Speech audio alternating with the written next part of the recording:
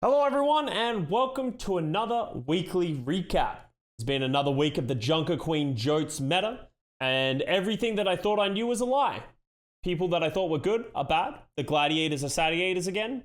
New York Excelsior disappointed me. The Washington Justice somehow surprised me. It's been a week, you know?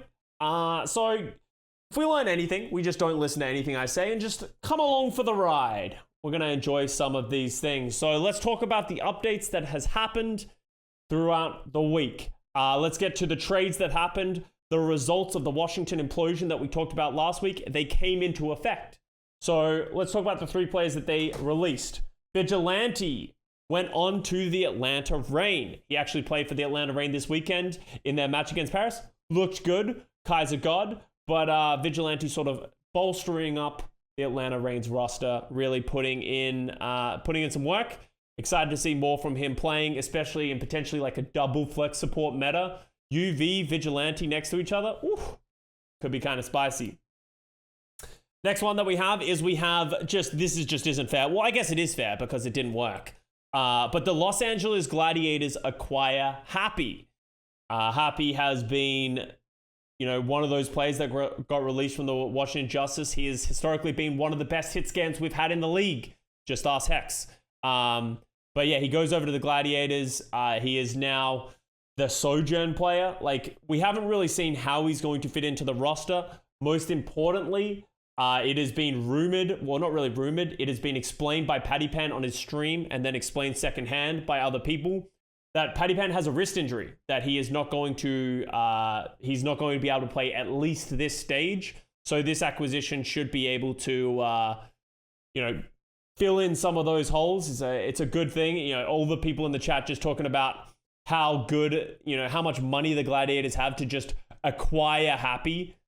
So big props to the Gladiators. Happy actually played really well for the Gladiators, even though they went 0-2 this weekend. I think he's fit in very easily, and it'll be interesting to see who plays the Widowmaker for the Gladiators. You would assume it's still Arns.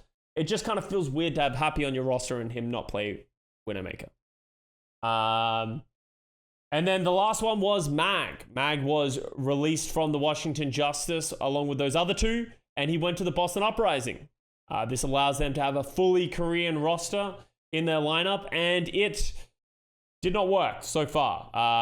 They had the Korean roster. Mag actually played fine. They just did not perform so well this weekend, and we can talk about that later on when we talk about our Pickems. But interesting acquisition for the Boston Uprising. They're trying to push Punk down one last time. I think this is the sixth tank that's tried to bench Punk. We'll see if Punk ends up coming back and proving that he has a better win record than everyone else on that team. Let me talk quickly about the rest of the Washington Justice roster. They are remaining on that team. They said that they have 5 players on their roster. So their DPS is Assassin, Decay, Kalios. Then they have Krillin and Opener as their backline. So they have 5 players. And then they're signing Joe from Marketing as their 6th player. Not really. We don't know who they're signing, but they said that they're going to sign not a player as their 6th player, which is obviously up for contention of whether that should be allowed, but that's what they're doing. It actually worked this weekend. They played very well in their one match that we got to see from them in over the weekend, and they got a win. So the B team is stepping up, and I hope the Washington Justice keep improving, because they've been put in a pretty precarious situation. If they could thrive off of that, that'd be an awesome storyline. I think everyone would be happy to see that one. So, moving away from the Washington Justice tomfoolery, let's go over to the London Spitfire. So, London Spitfire have acquired Khan over the weekend. He was obviously on the Paris Eternal as a part of that big European dropping that came onto that team. So, Khan has...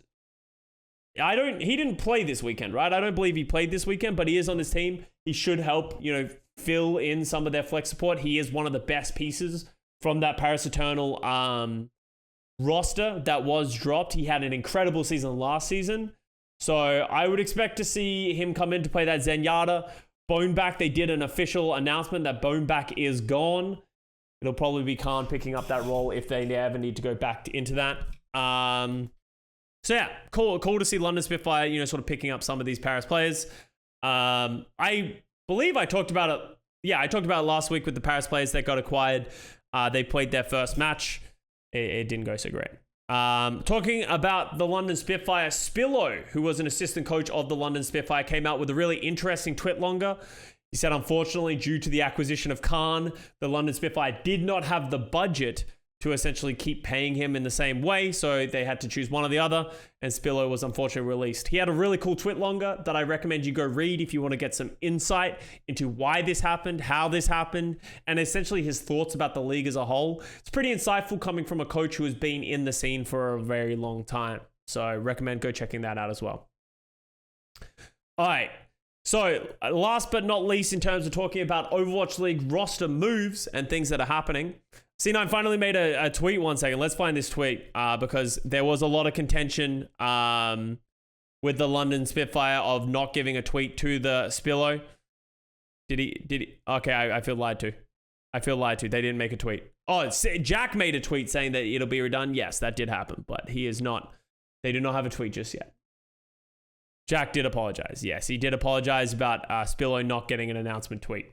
But yeah, sorry. Last roster move speedily comes of age. August 26th is the date, which is this Friday.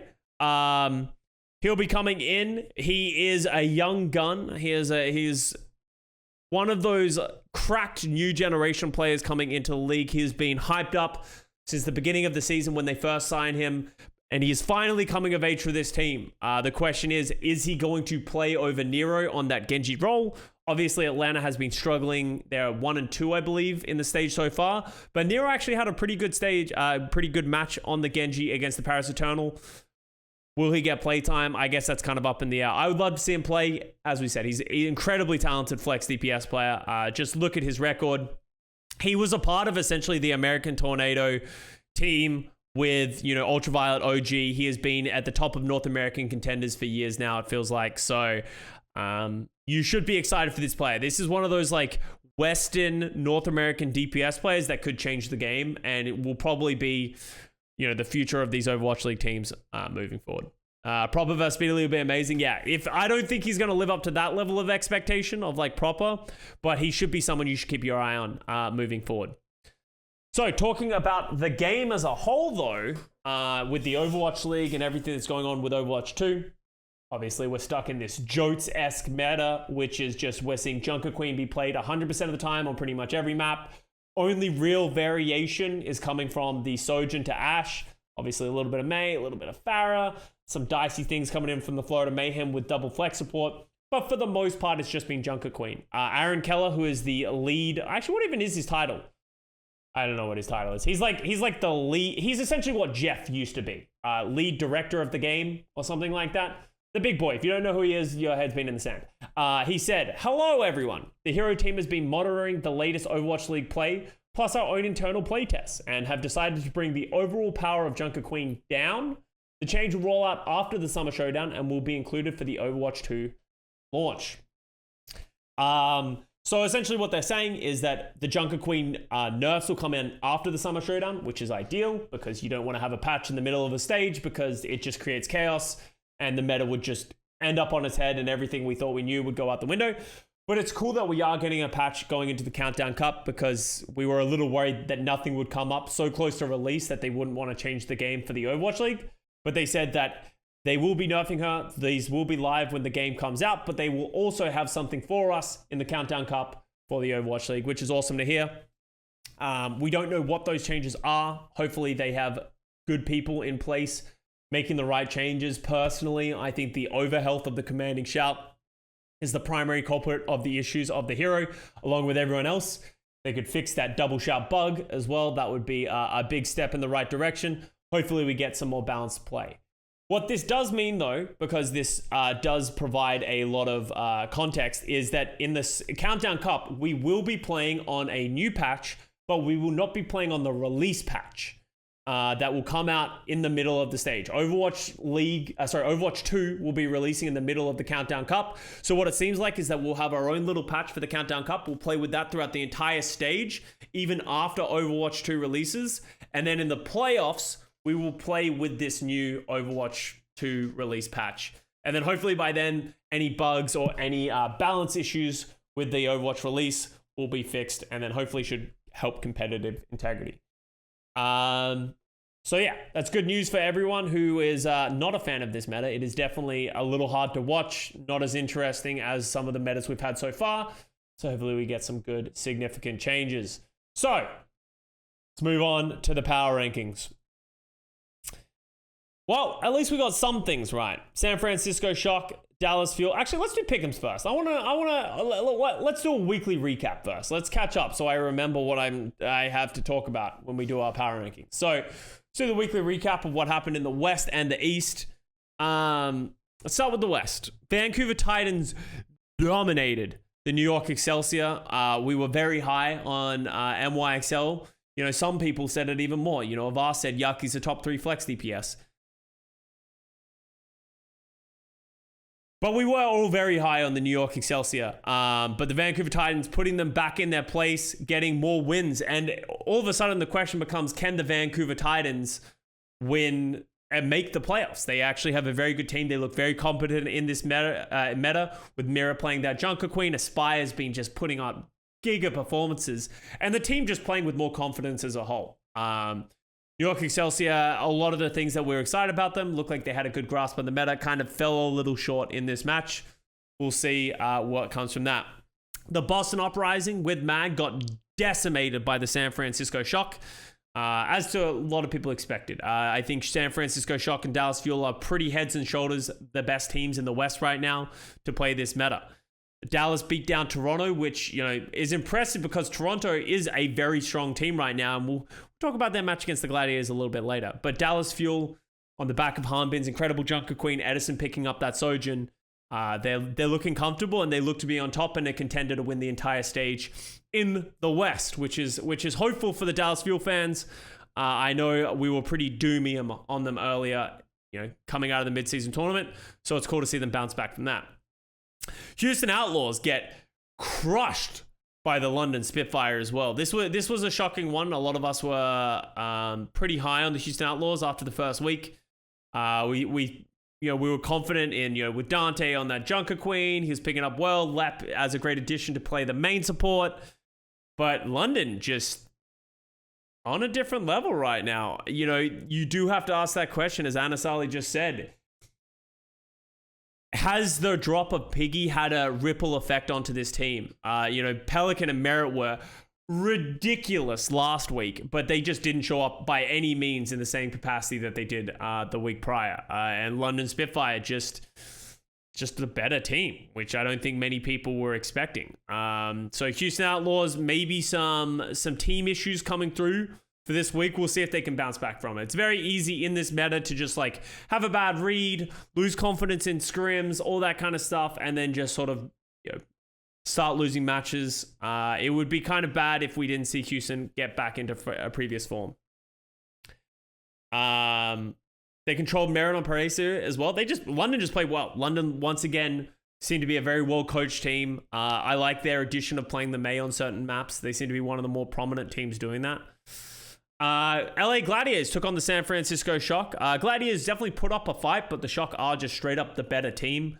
Just having great confidence. People are saying like Violet Lucio is actually looking like to be a very strong hero for him right now. All of a sudden getting those reps, getting that practice in. We know he's a great player. Finn made a great improvement on that Brig as well after having a pretty lackluster statistical week on that Brig. So Shock filling in a lot of those holes. Kalush feeling good on that Junker Queen. Proper exists as a human being. So the Gladiators lost that one, but as I said, it didn't look too bad for them at that point. And then he slowly beat on Paraiso. We don't talk about that one. He's fine. You know, you can't win them all. Florida Mayhem came out and this wasn't close. Washington Justice destroyed the Florida Mayhem. Florida just I don't think they really played much of their double flex in this match. I'm trying to remember did we see much of it, chat? Correct me if I'm wrong. I don't think we saw much of it at all in this match, but they're like Sir Majed, the Sir Majed Lucio with Animo on the Brig just did not pay off for them. Exy didn't play as well. Exy played third map, so they played a little bit of Hydra and a little bit of Exy. They don't really seem to know which one they want to play, even though they're playing kind of the same heroes. Maybe Exy for more Ashe, Hydron, but I don't know if we saw Ashe in the series. They don't look comfortable, is more of the story. While the Washington Justice B team, as I was saying, with, Assassin on that Genji, Decay, we know he's a great hit scan player. Kalios was proficient at Junker Queen. We know how well Krillin and Opener have been playing throughout the beginning of the season before Vigilante came of age, so it made sense. Going into that match, I talked about it on the Watchpoint desk of theoretically, they should be able to play this meta, and they did. Big props to the coaching staff of getting these guys turned around in a short amount of time to play a new meta. But yeah, I'm glad they have confidence. I hope they can run with it. I think it'd be an awesome storyline to see the Washington Justice be able to, because what's their record now? Washington has are they 2-1 now?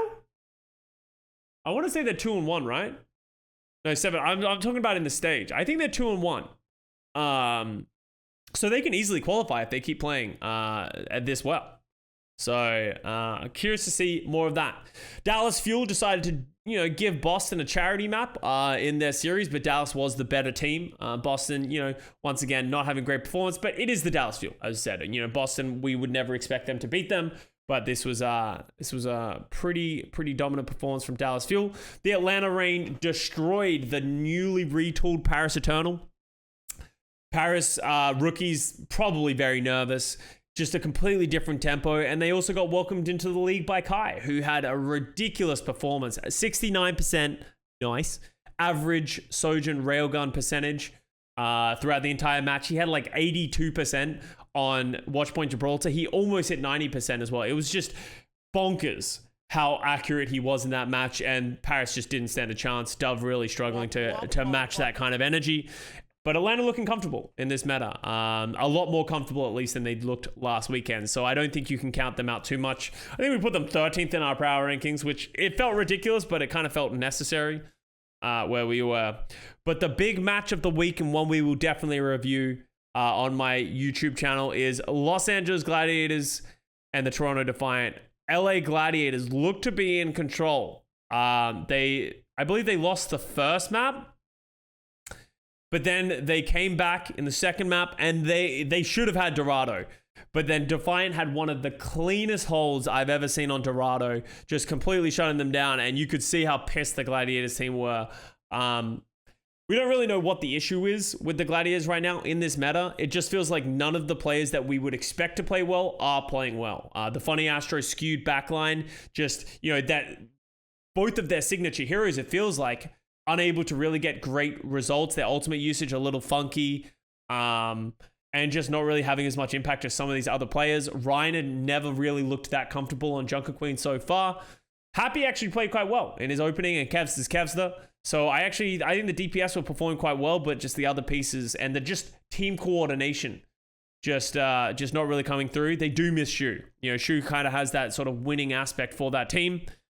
And I think it was sorely missed. But you need to give credit to Toronto where it is due. They look very strong in this meta. Hopper on the Junker Queen, the hero is built for him. Although he's playing well in the Genji, one of his better heroes, it feels like. He's his lease. And then the backline, one of the best backlines that we talked about in the league. So they're playing the meta well. Their ult cycling was just far superior to the Gladiators, and they should qualify for their own LAN, which will be exciting. I think they're 3-1. It would have to be, hell would have to freeze over if they didn't make their LAN, because things would have to go crazy. I don't even know if it is impossible for them to miss it at this point.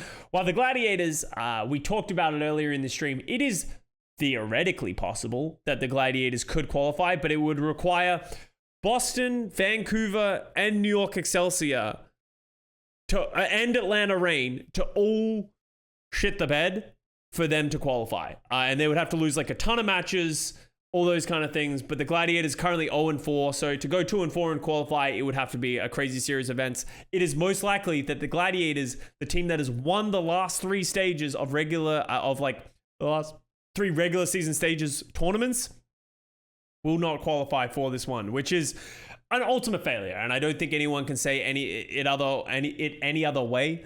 I'm sorry.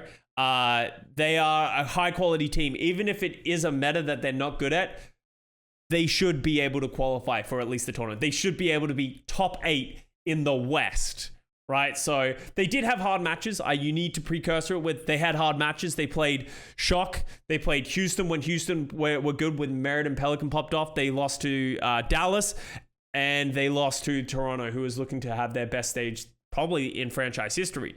So, you know, you can give them a little bit of leeway that they have had a hard schedule, but at the end of the day, it's the Gladiators, and I'm sure they're not going to be happy with the results. Okay, that's the West. Let's talk about the East. I have not been able to catch all of these Eastern games, as it always is over the weekend, but I have a good idea of what happens. Shanghai Dragons looking to be back in form. They look very good in this meta off the back of Who Are You Genji. Literally the ultimate Genji pinch hitter in the league. Dude just collects a ring last year, just playing around with it like an Infinity Stone, and just comes out and dominates whenever a Genji meta comes through. So you got Lip, you got Who Are You going, Doobie fucking, Void's picked up the Junker Queen, looks strong. Lee J gone on the Lucio. They're gonna be good. They're gonna be good. Seoul Dynasty, another team that is bouncing back from a poor mid-season tournament. They've done some weird things. They have Stalker and Fitz in the DPS line. Prophet is playing the Brig. So he's played a little bit of Brig. He wasn't the Brig player in GOATs for the London Spitfire. Obviously, very different hero, but Prophet's the GOAT, man. You know, it doesn't matter. He put him on anything, he'll dominate. Obviously, not that confident in creative on that hero, so just move Prophet over to it right there. But Hangzhou Spark going 0-2 in this weekend, and not 0-2, going 0-2 -6 in maps, not winning a single map. We thought that they should be strong in this meta. But Shy just not really able to have that same level of impact on the Sojin. Alpha Yi was actually, I believe, quarantining.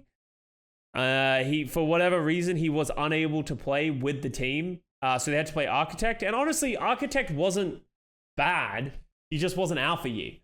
He wasn't, like, we know how valuable Genjis are in essentially, like, executing team players, being that aggressive diver. Just not really able to have that same level of impact. But they were, the Hangzhou Spark, if you want some copium, they did play the two hardest teams that it looks like to be in this stage. My real gauge for how good the Spark are is going to be when they play against some of these other weaker teams, if they can get over those humps. But yeah, as I said, Architect wasn't just the issue. Like, the backline was struggling as well. Just all those kind of things. Chengdu Hunters got decimated by the Seoul Dynasty. Chengdu being a little strange with some of their compositions, as they always are. Playing a little bit of Pharaoh, doing some weird shit, but did not work against Seoul. Shanghai won that match against the Spark 3-0, as I said. Philadelphia Fusion, just keeping the fans on the edge of their seats. Philly, a team that I theorize would be good in this meta, but they don't look that good in this meta. Bouncing between Carpe and MN3 on that hit scan seems a little strange. Carpe got hard diffed by Leave in their match against the Chengdu Hunters. But I don't know, Carpe just doesn't seem to have that firepower, and MN3 also didn't show up when he was required to play. So, and they also just refused to play MN3 Ash. You think that would be a good staple that they would lean on in a meta where it can work? But I don't know. It's a little strange. No Hill season is officially coming to a close as the LA Valiant lose 2 matches on best of 5s, 5 map bangers. Dia being moved over to the Junker Queen, playing it incredibly well. We know how mechanically intense that hero is. And Dia putting it to a clinic. Sashin moving over to the Brig role. Jack of all trades, apparently. But it's Valiant are fine. They just, Becky and Easyhan are just, everything's just fine except for Dia and the Junker Queen, in my opinion. And it just fine wasn't enough. Especially when you go up against the ultimate Giga Chad, greatest hit scan in the world, Jimmy McFuckery Jimathan. I don't know, that's a name I just made up. But Jimmy fucked, and that's what you need to know. He wasn't it wasn't in the same way of like Shy fucked in the mid-season madness, but he was solid. Jimmy definitely did his job. He was got a lot of first picks, did a lot of work. So exciting to see Jimmy. We will be watching this match primarily from Jimmy Pov on this stream at some point because we just have to. I would also like to get a closer look at the Valiant as well, sort of get a gauge for where it is all going wrong for them. But Guangzhou Charge gets another win on the books, which could be important because Johnny keeps beating this drum on the watch point desk, and deservedly so. In the East, only one team doesn't qualify for play-ins at the end of the season. So as long as you're not 7th in the East, you're in a good spot. So the Guangzhou Charge go to 2-13, I believe it is now. And the Valiant are at 3 wins. So Charge is chasing up for the Valiant. Excited to see more. Okay, and that was the Eastern region. So let's do our power rankings then. From where we stand. San Francisco Shock and the Dallas Fuel. I think the Shock is going to stay at number 1 for me right now. The Dallas Fuel have dropped a couple of maps. They dropped a map to Boston. I think these two teams are very close. They do play each other at the end of this stage before we go into the playoffs, which will be a very exciting thing to see because we'll get a gauge of which team is better moving into the future. Houston Outlaws, LA Gladiators. No. New York Excelsior. No. We're not going to talk about what we talked about last week, okay? You know, Toronto Defiant somehow are the only team that stay up here. I'm actually, you know what? Toronto Defiant, London Spitfire in the tier break above. Actually, I'm going to put... Is it too aggressive to put Atlanta Reign above again? Yeah, I think that they only beat Paris. So let's go there. Who did Washington beat again, actually? Is there a world in which we put Washington in this tier?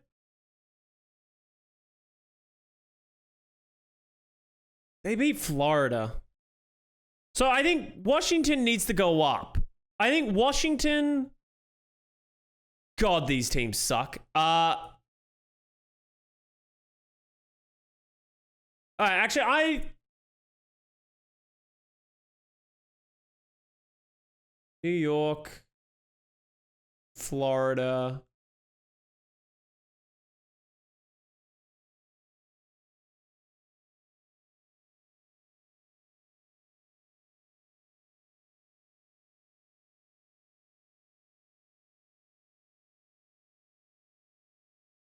Stop it. Do not believe in the justice. I kind of want to believe in the justice. They only beat Florida. So it's kind of... I think the Gladiators go a 5. As much as it feels crazy to not put them at 5, I actually think they deserve to be at 5.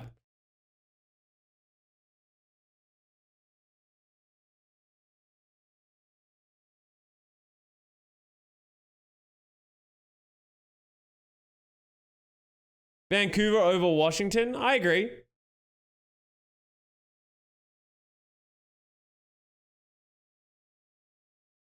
Glads look tragic.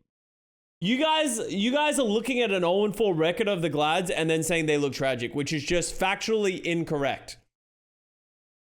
They do not look tragic. They have played against the best teams. If Vancouver Titans had played against San Francisco Shock, Dallas Fuel, and Toronto Defiant, I tell you what, like literally Gladiators also, like I guess Vancouver went to 5 with Toronto, so you can like make that argument, but I don't agree with that. They did not look good in any of those. How can you say they don't look good in any of those games? They went to map 5 with Houston. They went to map 5 with Dallas. They went to map 5 with Houston, map 5 with Dallas. They competed with the Shock a little bit, and Toronto, they should have won a couple of those maps on Toronto. Like, they could have easily won New Queen Street. They could have easily won Dorado. You guys are over-exaggerating how bad the Gladiators look. Yes, they're 0-4, but you guys are acting like the Gladiators look fucking lost, and they have no idea what they're doing, but they are not that bad. At least put Glads below Washington and Vancouver for the memes. No, I think that I don't agree with that. I actually think Gladiators aren't that bad.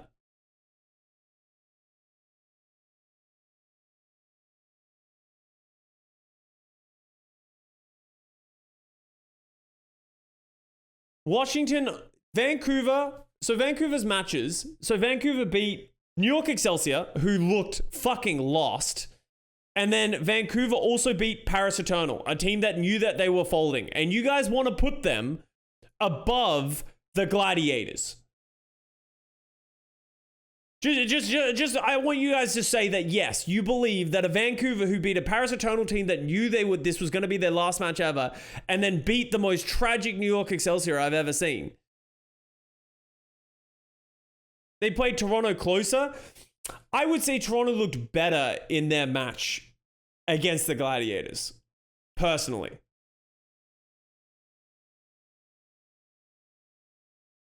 Aspire better than Custa. Okay, that's it. No more reading chat.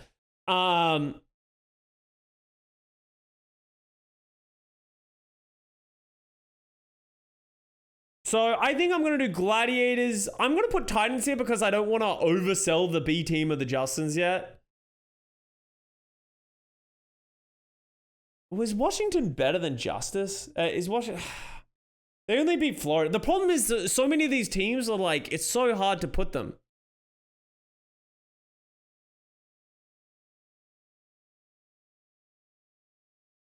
I don't think Vancouver should go that high, but Washington... Am I over dropping Houston? They did get bullied by London.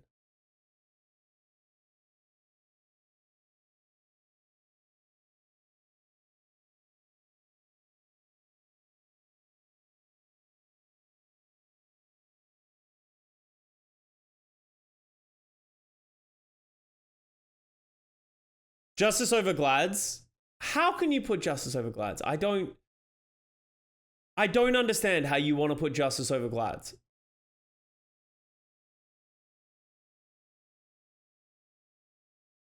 I think this is fine. This whole 5 team is just a shit show. Like, this could go any which way. If these 5 teams played against each other, it would be a shit show of how to predict it. Justice aren't 0-4. Oh my god. Yeah. Wait. Let me get my power rankings up, guys. Let me get my power rankings up real quick for the stage. 1 second. All right. Here is my power rankings for the stage right now. I hope you guys enjoy it. This is what really all my thoughts right now. I have San Francisco Shock at 1, Dallas Fuel at number 2, Toronto at number 3, Washington Justice at number 4, tied with the Vancouver Titans. Then I got London Spitfire, Atlanta Reign. Wait, we're just gonna fucking look at the standings and then that's how we're gonna determine who's good at the game? Come on, chat. Get it together.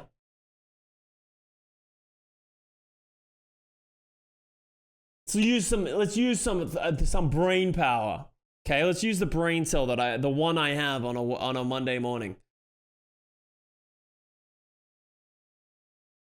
All right.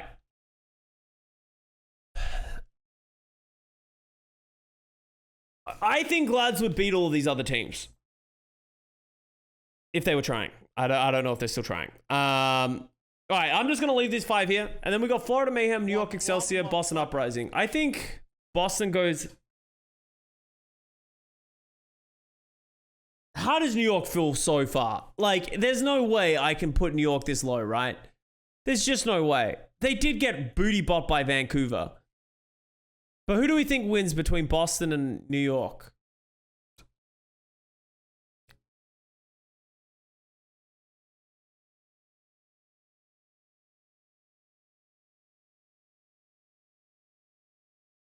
Boston, if they play Punk, I don't think they're going to play Punk again for a while.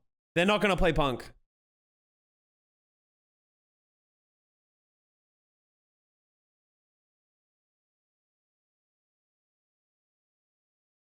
Without Punk, okay, so we'll go with that. I don't think they're gonna. After signing Mac, I don't think they're gonna play Punk. So I'm gonna put New York above them. I think Florida stays above. I think if Florida gets their shit together, honestly, this is the 3 teams. This is the tier break of if they decide to get their shit together and work it out, they will be fine.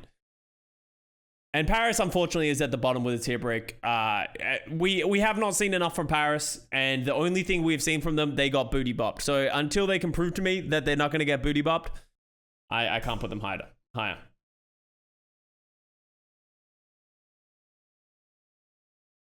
All right, here we go. Let's go over to the East. We have a better idea of what's going on over here. I think we have... shit.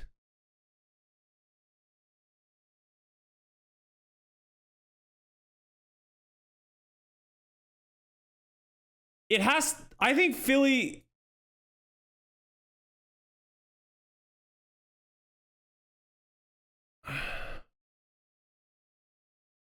I think Seoul number 1, Shanghai number 2. This is very interchangeable, but I don't know. Like, they both went 6-0. Like, I can't really tell you why one would be better than the other. Are we actually going to put Guangzhou 3? Can we put, like... How do we feel about this?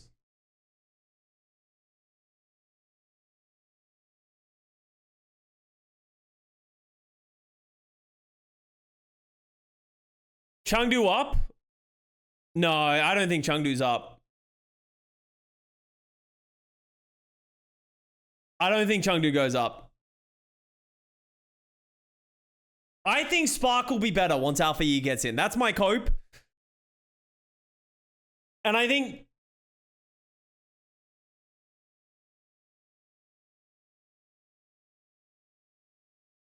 They bopped Fusion? Who? Chengdu? Yeah, but they bopped Fusion. But that's because Fusion sucks.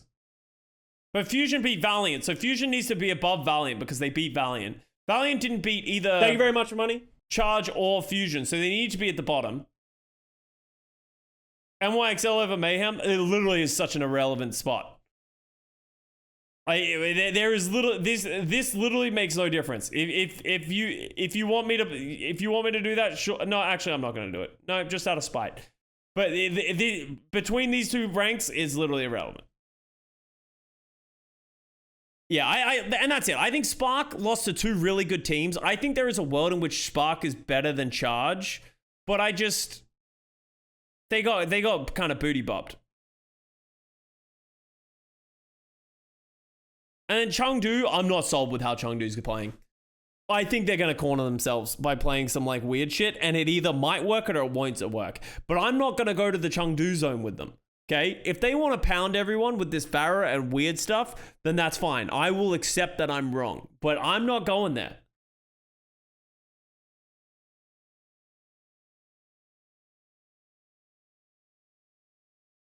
Guangzhou down.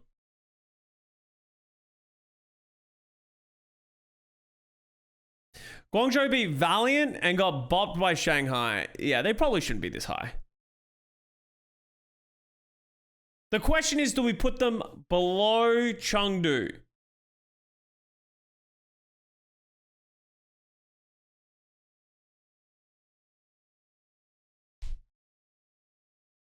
Pass into the ass.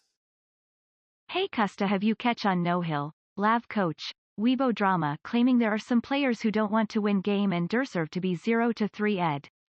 My personal take is, No Heal is, I'm going to say it, No Heal's a little unhinged, okay? So I don't really know what to take from around what he says, and there's just so much rumor coming out from the LA Valiant that I don't really like to speak to those kind of things. Because as I said, I'm getting a secondhand source of a secondhand source of a secondhand source of a secondhand source talking about what No Heal's talking about, right? So I don't really like to speak to that. I like to just let their gameplay do the talking, and the LA Valiant, they are lost right now.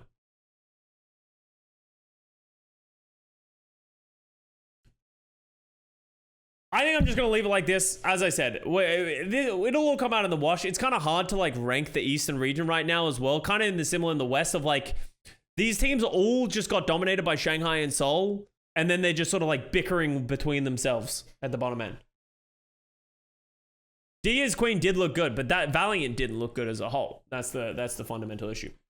So those are my power rankings. I'm just going to leave it like that. And let's do my Pickems real quick. Hangzhou Spark over Chengdu. I'm going to go 3-2 to the Hangzhou Spark. I think Chengdu will play close, but eventually lose. Seoul Dynasty are going to 3-0 the Los Angeles Valiant. Obviously, Seoul is going to 3-0 the Guangzhou Charge. The Spark are going to 3-1 the Valiant. Shanghai Dragons is going to 3-0 the... I'm going to give Philly a... No, I'm not going to give him a map. Philadelphia Fusion, Guangzhou Charge. Ooh. Ooh. Jimmy fucks in this game. Jimmy is gonna do it. I believe in you, Jimmy. Jimmy, look at me. You got this, okay? Fuck them up. And then Chengdu gets blown out by Shanghai.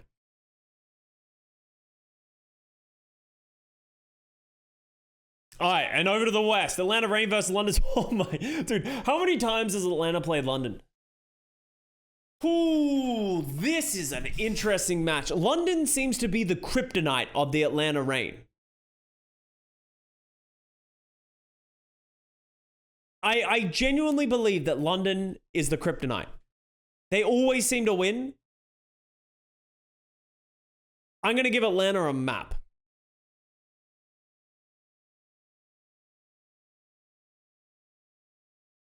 I'm going to give them a map. San Francisco Shock are going to 3-0 the New York Excelsior. The Vancouver Titans versus the Washington Justice.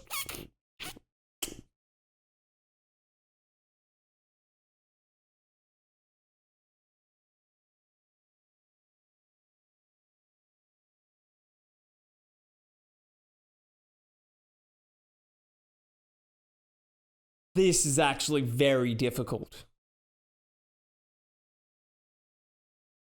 Wobble, wobble, motherfucker. Titans have been the two worst teams. Yeah, like they haven't played incredible, right? I don't think they're the two worst teams, but like also the only thing that we have to base the new Washington team off is beating down Florida, who is another, like they looked like one of the worst teams. So it's like, don't vote Justice. No, my hatred for Justice is over. You know, like Mag is gone. Happy is gone. The talent isn't the talent isn't there anymore.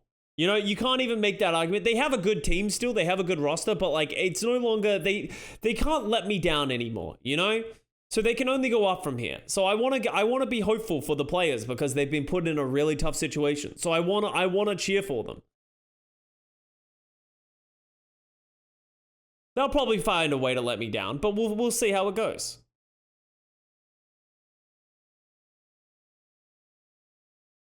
And that's true. It's impossible to bench Decay and shoot yourselves in the foot if Joe from accounting is the only sub that you have on your team, you know? So they really can't fuck it up.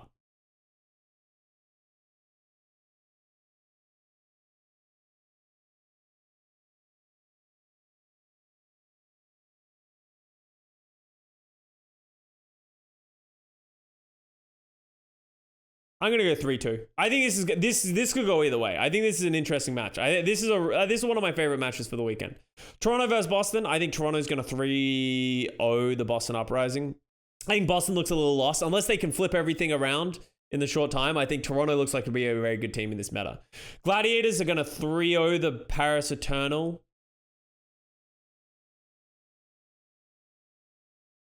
How much do you think Gladiators give up? Yeah, I don't think they give up at all, right? You wouldn't assume so. I think they got to play for regular season. I think they come out Madge. I hope they come out Madge and they just dominate. Dude, poor Paris, man. Like, what? Like, my question is like, what do you think the chances are that like Space plays over Reiner, right? Like, would they do something crazy like that? 0? Yeah. Okay. I think they'll come out match. I agree. Houston Outlaws versus Vancouver Titans. Oh man, this all comes down to what happens in the Washington match. And if Pelican and Merritt decide to show up. I think I have to give it to the Outlaws. I'm going to go 3-2. This is going to actually be really disappointed if Vancouver loses 2 map 5s.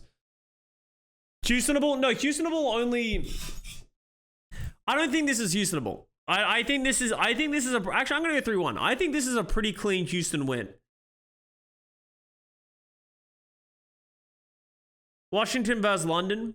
I think London beats Washington 3-1. Atlanta, Houston.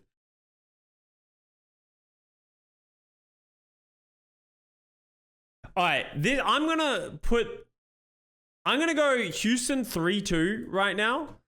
But I'm probably going to change this one as the weekend goes on, and then Dallas is going to 3-0 the Mayhem. Your belief is what makes it usable. That's it's actually so true. Just because I believe in them, it becomes usable. Atlanta's 2 infamous opponents. Yeah, this is all gonna. I like this last day. It depends on what I see from the next couple of days. Dallas doesn't 3-0. I think they'll 3-0 Florida. They always throw a map. I believe in a reformed Dallas. No. They dropped a map against... Okay, fine. You guys are right. Florida gets a map. That's true. Maybe XE just wakes up and chooses violence. All right, that's it for my Pickems. And that is it for the weekly recap. I hope you guys enjoyed it. Found it interesting. Make sure to subscribe to the channel if you guys have enjoyed this content. I do it every week after every weekend of the Overwatch League. I also review a bunch of Overwatch League matches. If you haven't seen any of those, we just sort of talk about what's going on with the teams, all that kind of stuff in a pretty broad sense. Make sure to check it out. Make sure to like the video, comment any thoughts that you have. If you think that I'm stupid, if you believe in New York Excelsior, if you think Yaki is a top 3 flex DPS, let me know in the comments below. Appreciate you all. Thank you very much for watching, and I will see you guys next time.